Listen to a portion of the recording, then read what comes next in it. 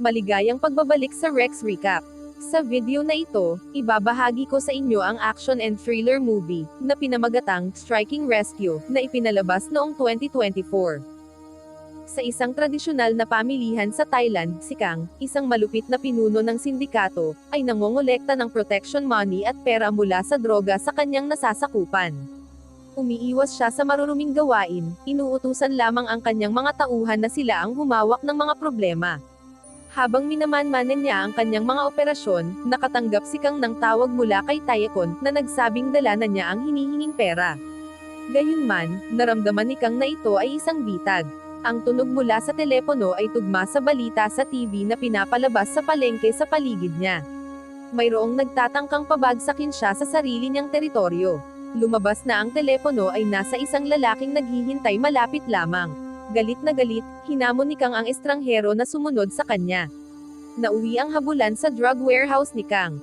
Sa labas ng warehouse, mabilis na pinatay ng lalaking nagngangalang Anbay ang mga gwardya ni Kang. Inutusan ni Kang ang kanyang mga tauhan na umatake at patayin si Anbay, pinapangakoan sila ng malaking gantimpala mula kay Taekon.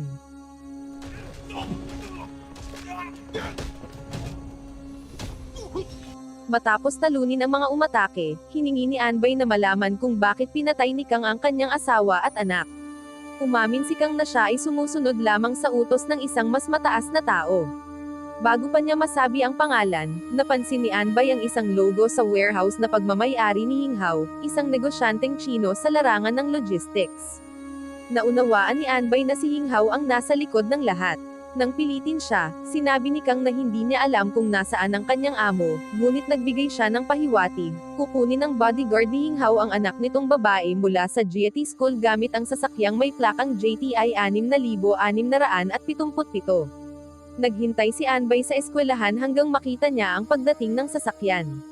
Bumaba si Zhenggu, ang personal na bodyguard ni Hinghao, upang sunduin si Tingting, anak ni Hinghao. Ramdam ang tensyon sa kanilang pag-uusap. Nagtanong si Tingting tungkol sa kanyang ama, at tugon ni Zhenggu na abala ito sa trabaho. Palihim na inilagay ni Anbay ang isang tracking device sa bag ni Tingting matapos niya itong lapitan. Alam niyang hindi basta pinapalapit ni Zhenggu ang mga estranghero, kaya kumilos siya ng maingat at walang iniwang bakas. Pag-uwi, sinamahan si Tingting ni Pinglu, ang mahigpit na personal na sekretarya ng kanyang ama. Ipinilit ni Hinghao na magpalit ng damit si Tingting bago kumain, na nagpapakita ng kanyang mahigpit na estilo ng pagpapalaki. Iniulat ni Pinglo ang problema sa kanilang logistics department. Nasamsam ng pulisya ang mga kargamento matapos matagpuan ang droga sa isang bodega. Pinaghinalaan niya na may taong mula sa loob na nakikipagtulungan sa mga smuggler. Ipinag-utos ni Hinghao na lutesin ang problema ng palihim bago pa nito masira ang reputasyon ng kumpanya. Samantala, habang nakikinig sa pamamagitan ng GPS sa bag ni Tingting, lalong nakumbinsi si Anbay na si Hinghao ang nasa likod ng pagpatay sa kanyang pamilya. Makalipas ang ilang sandali, bumalik si Tingting sa hapagkainan at agad siyang tinanong ng kanyang ama tungkol sa insidente sa paaralan. Nakipag-ugnayan ang paaralan kay Hinghao, hinihimok siyang huwag bawasan ang pondo sa kabila ng pagkakasangkot ng kanyang anak sa isang gulo. Labis na nabalisa, ibinuhos ni Tingting ang kanyang hinanakit, inakusahan ng kanyang ama na hindi tunay na nagmamalasakit, na palaging pera lamang ang kanyang iniisip, at hindi niya tinupad ang pangakong dalawin ang puntod ng kanyang ina. Lubos na nabigla si Hinghao sa mga salitang iyon. Sa unang pagkakataon, tunay siyang nakinig. Nagpasya siyang isantabi muna ang negosyo at iniutos kay Pinglo na mag-ayos ng biyahe papuntang China kinabukasan ng umaga. Nais niyang parangalan ang alaala ng kanyang yumaong asawa at muling buuin ang relasyon nila ni Tingting. Samantala, naghanda si Anbay upang umatake, tina-target si Hinghao sa biyahe papuntang paliparan. Samantala, sumailalim si Kang sa interogasyon ni Long tungkol sa mga nawawalang droga, dahil napakahalaga ng nasamsam na kargamento. Sinisi ni Kang si Anbay sa pag-atake, ngunit tinanggihan ni Long ang palusot. Inakusahan niya si Kang ng kapabayaan at iniutos kay Wei na alisin si Kang at ang kanyang mga tauhan. Maya-maya, galit na tumawag ang kanilang pinunong si Clay. Nalaman ng pulisya ang pagpupuslit ng droga gamit ang kumpanya ni Hinghao. Si Clay, anak ng dating leader, ay nakaramdam ng insulto sa paraan ng paghawak ni Long sa sitwasyon. Iniutos niya kay Wei na gipitin si Hinghao upang mabilis na ayusin ang krisis at hanapin si Anbay bago pa mahuli ang lahat. Nakatuon si Hinghao sa pagbawi ng relasyon nila ng kanyang anak at naghanda sa pag-alis. Bagamat tila masaya si Tingting, nanatiling magulo ang kanyang damdamin para sa kanyang ama. Bago umalis, iniulat ni Pinglo na natagpuan ng pulisya ang parehong uri ng droga 3 taon na ang nakalipas. Matapos ang mga panloob na kasunduan, itinago ang kaso. Naramdaman ni Hinghao ang matinding bigat ng sitwasyon. Iniutos niya kay Pinglo na siya ang kumatawan sa mga pulong, nagbigay ng pasasalamat at nagpadala ng mamahaling regalo upang mapanatili ang suporta. Habang papunta sa paliparan ang convoy ni Hinghao, minumonitor ni Anbay ang GPS sa bag ni Tingting. Naghanda siya ng sariling gawang bomba upang tambangan ang kanilang sasakyan sa tinukoy na ruta. Bago sila makarating sa bitag, 2 sasakyan ang humaharang sa daraanan nila. Isinagawa ang isang peking banggaan na pinaplano ng mga tauhan ni Long bilang bahagi ng plano ng pagdukot. Dumagsa ang mga umatake, inutusan na hulihin si Hinghao ng buhay at patayin ang lahat ng gwardya maliban kay Tingting. Pumutok ang mga baril. Agad na nagtungo si Anbay sa lugar, determinado na huwag palampasin ang pagkakataon kay Hinghao. Samantala, inutusan ni Zenggu ang kanyang mga tauhan na protektahan si Tingting at habulin ang sasakyan na kinaroroonan ni Hinghao. Ngunit binabantayan iyon ng mga tauhan ni Wei, kaya naharang ang pagsulong ni Zenggu. Sa gitna ng kaguluhan, sumalpok si Anbay sa posisyon ng mga kalaban. Nadatnan niya ang lugar na puno ng mga bangkay, ngunit wala na si Hinghao. Agad siyang inatake ng mga tauhan ni Long, pinaghihinalaang siya ay kalaban. Nakita ni Anbay na hinahabol si Tingting ng mga armadong lalaki. Unay nag-alinlangan siya dahil sinira ng ama nito ang kanyang pamilya. Gayunman, pinasabog niya ang bomba, winasak ang mga sasakyan ng mga humahabol at nailigtas si Tingting. Pagkatapos ay agad siyang lumisan, iniwan kay Zenggu ang natitirang laban. Samantala, dinukot ni Clay si Ginoong Hang, isang kongresistang lantad ang pagtutol laban sa sindikato ng droga. Pinilit niya itong lumanghap ng droga bilang parusa at tinatakot na papatayin ang kanyang pamilya kung papalag siya. Nang mag-atubili si Ginoong Hang, binaril ni Clay ang kanyang asawa sa harap niya. Sa takot, nakiusap si Ginoong Hang para sa buhay ng kanyang mga anak. Pinayagan ni Clay na mabuhay ang isa, ngunit pinilit siyang pumili. Sinubukan ni Ginoong Hang lumaban ngunit natuklasang walang bala ang kanyang baril. Pinatay siya ni Clay kasama ang isa pang anak. Ang natirang bata ay dinala sa isang laboratorio para sa eksperimento sa droga. Di nagtagal, dumating si Hinghao sa isang lugar ng pagpupulong kung saan hinarap siya ni Clay. Nag-alok si Clay ng pakikipagsosyo at iniabot ang mga dokumento ng paglilipat ng pagmamay-ari ng lokal na kumpanya ng logistics sa GT. Ang plano ay gawin itong eksklusibong distribusyon ng kartel na malaya sa anumang pagbabantay. Tumanggi si Hinghao na sumali. Tinanggihan niyang maging isang alipin ng kartel. Binalaan ni Clay na papatayin niya ito ngunit bigla siyang nagbago ng taktika. Sinabi niyang walang saysay ang patayin si Hinghao dahil ang tunay na parusa ay ang pilitin siyang panoorin kung paano mamamatay ang kanyang anak na babae sa harap ng kanyang mga mata. Sa hideout, napagtanto ni Tingting na ang lalaking nagligtas sa kanya ay si Anbay, ang parehong lalaking iniulat na pumatay sa sarili niyang pamilya. Agad niya itong inakusahan bilang salarin. Dahil sa galit, ibinunyag ni Anbay na si Hinghao ang totoong dahilan ng pagkamatay ng kanyang asawa at anak. Hindi niya inaasahan ang tiwala nito. Kung duda si Tingting sa kanya, malaya siyang umalis. Niligtas lang niya ito mula sa pagkakabihag ng kartel. Samantala, nakipag-ugnayan si Zenggu kay Pinglu tungkol sa insidente. Pinaghinalaan niya na paghihiganti iyon mula sa sindikato ng droga matapos ang raid ng pulisya. Humiling siya ng CCTV footage mula sa GT School upang makilala ang lalaking nakasombrero na kumuha kay Tingting. Naramdaman ni Pinglo na may tumagas na impormasyon tungkol sa ruta ni Hinghao papuntang paliparan. Tinanong niya si Asa, na nagsabing tanging ang escort captain lang ang nakakaalam, at ibinigay ang impormasyon ilang minuto bago ang pag-alis. Makalipas ang ilang sandali, tumawag si Tingting kay Pinglo at sinabing ligtas siya sa isang telephone booth malapit sa isang taniman. Binalaan siya ni Pinglo na manatiling nakatago at huwag magtiwala kanino man, pati na rin kay Zenggu. Nangako siyang susunduin siya agad. Ilang minuto pa, may dumaan na patrol car ng pulis. Sinubukan ni Tingting na pahintuan ito, umaasang ligtas siya roon, ngunit nakilala siya ng pulis bilang anak ni Hinghao at inalok siyang sumakay. Sumunod siya, iniisip na ligtas na siya. Mula sa malayo, may nakakitang motor officer at tinangkang magulat ngunit binaril ito ng peking pulis hanggang sa mamatay. Nabitag si Tingting. Binalaan siya ng peking pulis na huwag tangkaing tumakas. Bago pa lumala ang sitwasyon, dumating si Anbay at iniligtas si Tingting. Nahuli niya ang peking pulis at pinilit itong isiwalat kung sino ang nag-utos ng pagkidnap. Umamin ang lalaki na may nakalaan na ₱1,000,000 na pabuya para sa anak ni Yinghao ngunit hindi niya alam kung sino ang nagtakda ng presyo. Sa isang ligtas na lugar, ipinakita ni Anbay kay Tingting ang tracking device na nakatago sa kanyang bag. Doon niya nalaman kung paano laging alam ni Anbay ang kanyang kinaroroonan. Nalito si Tingting. Mula nang siya'y makidnap, pinaghinalaan niya ang lahat, kabilang na ang kanyang ama at mga gwardya, na may mga itinatagong sikreto. Hindi na niya alam kung kanino siya dapat magtiwala. Napagtanto niyang tanging sina Zenggu at Pinglu lamang ang nakakaalam ng kanyang ruta ng pag-alis.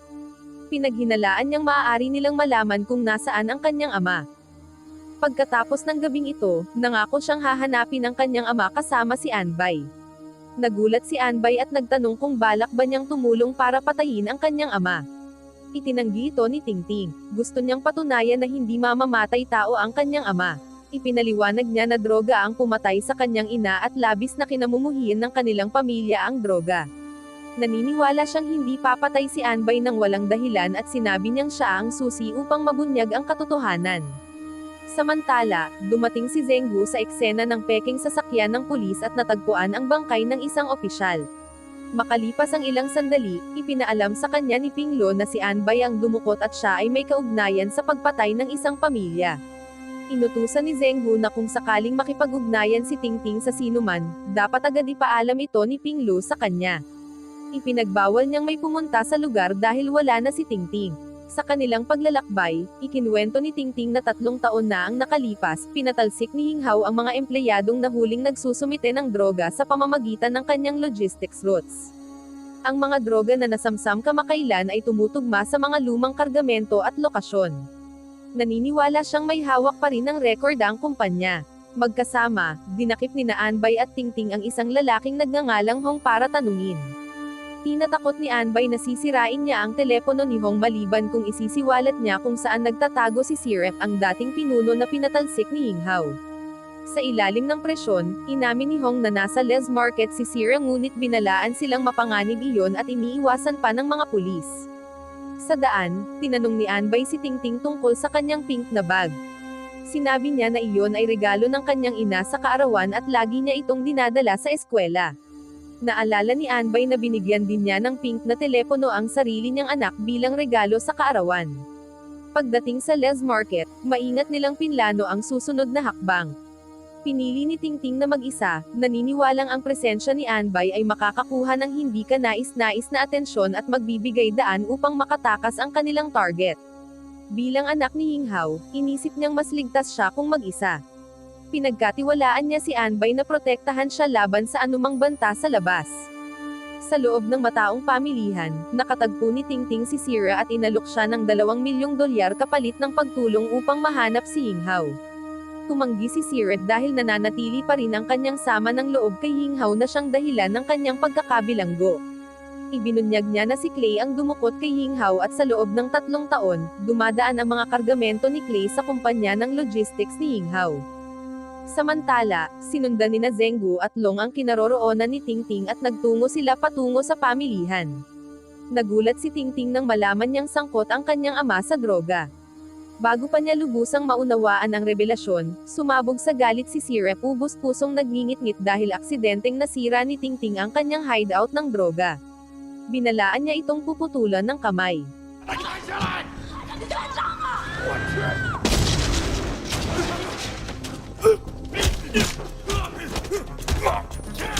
Dumating si Anbay sa tamang oras upang iligtas si Tingting at inutusan siyang agad na umalis. Bago sila tumakas, kinwestiyon niya pa si Sira. Natuklasan niya na ang base ni Clay ay isang lihim na pasilidad sa labas ng lungsod, na maaabot lamang sa pamamagitan ng isang tagapaghatid na nagngangalang Uncle Gio, na naninirahan sa Motel Jotty. Tumakas sila habang hinahabol ng mga tauhan ni Sira. Mabilis na nagpaharurot si Anbay sa makikitid na eskinita ng pamilihan sakay ng motorsiklo, iniiwasan ang mga putok ng baril. Natigil ang kanilang pagtakas sa isang masikip na daanan.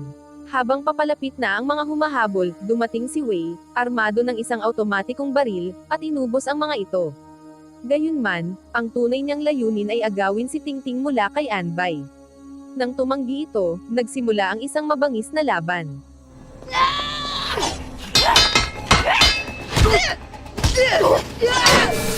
Sa kabila ng pagkakatuhog at malubhang sugat, nagawang itulak ni Anbay si Wei mula sa ikalawang palapag ng gusali. Muling nagtangkang tumakas si Tingting ngunit hinarang siya ng mga armadong lalaki. Dumating si Zenggu at pinagbabaril ang mga umatake. Dahil hindi pa rin niya alam kung kanino dapat magtiwala, pinili ni Tingting na tumakas ng mag-isa. Tinanggihan niya ang alok ni Zenggu na samahan siya, dahil ayaw niyang malagay ito sa panganib para sa kanya. Muling bumalik si Anbay at dinala si Tingting palayo sa kapahamakan. Samantala, si Wei na malubhang sugatan at nasugatan ang mukha, ay bumangon na puno ng galit. Nangako siyang maghihiganti kay Anbay. Nang gabing iyon, nakarating sina Tingting at Anbay sa isang liblib na lugar. Lumala ang mga sugat ni Anbay kaya't napilitan silang humingi ng tulong sa isang veterinary clinic. Nagamot siya ng doktor ngunit nagbabala na maaari siyang magkaroon ng lagnat dahil sa kakulangan ng gamot.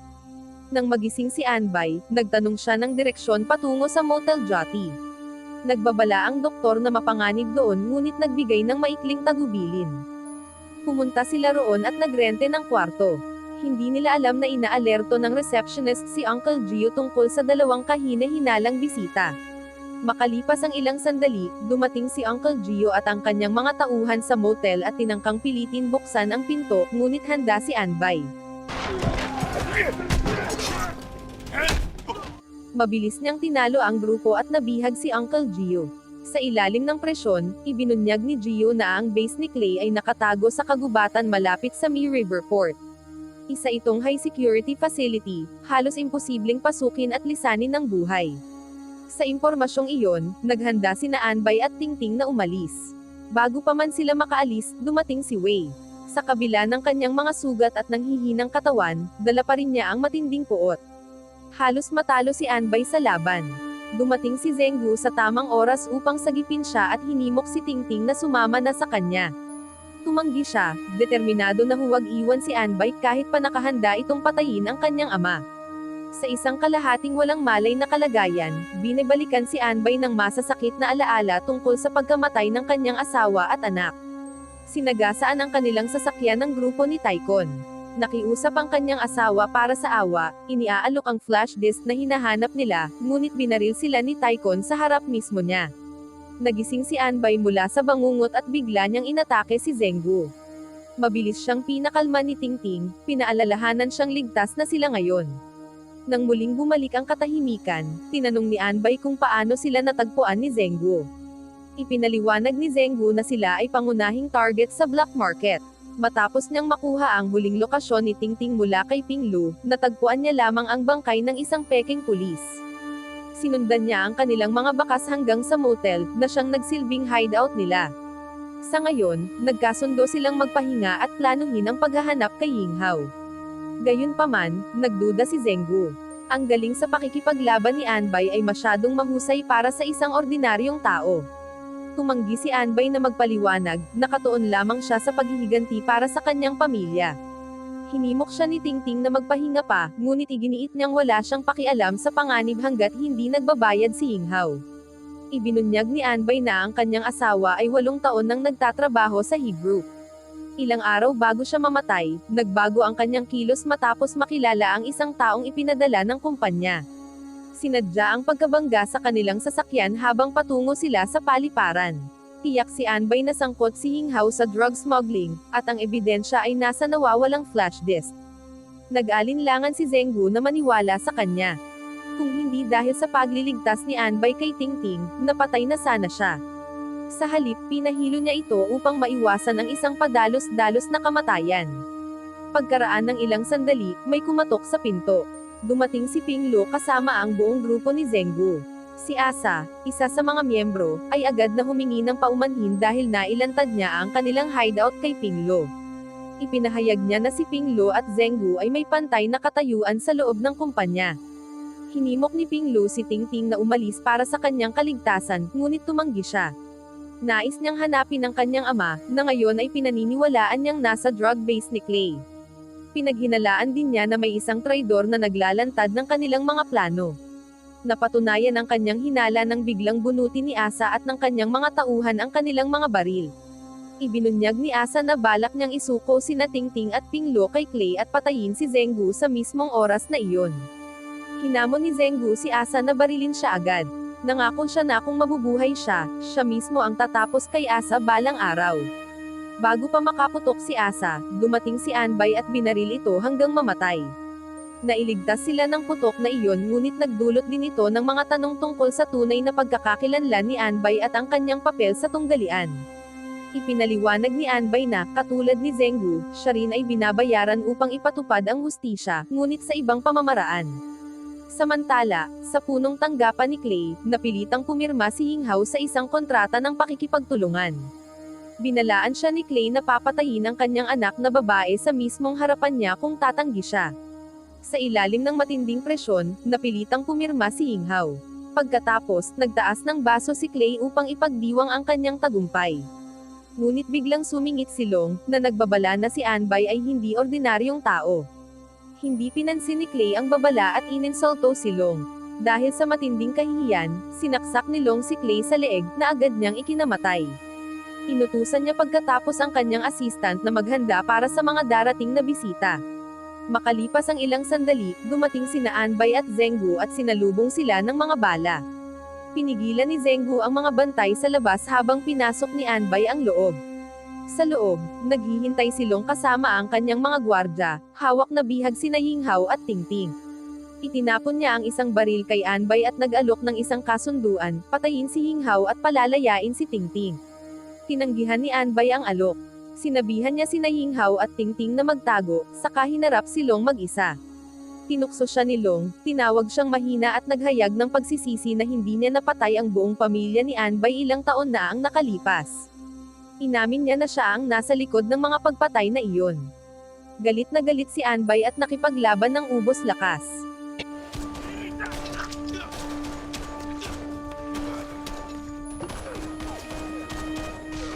Nang tila matatalo na siya, binaril ni Zenggu si Long mula sa malayo. Akala nila patay na si Long, ngunit bigla itong bumangon, kinuha si Tingting, at itinapat ang kutsilyo sa kanyang leeg. Naalala ni Tingting ang payo ni Anbay na kagatin at umatake sa ibabang bahagi ng katawan. Ginawa niya ito, dahilan para hindi makapaghanda si Long. Agad namang sinipa ni Anbay si Long hanggang bumangga ito sa pader na kahoy at namatay agad. Matapos makatakas, iginiit ni Yinghao na hindi niya pinatay ang pamilya ni Anbay. Galit siya sa droga at napilitan lamang sumali sa negosyo dahil sa banta sa kaligtasan ng kanyang anak na babae. Sinabi niyang mas pipiliin pa niyang mamatay kaysa maging bahagi nito. Nagpasalamat si Tingting kay Anbay.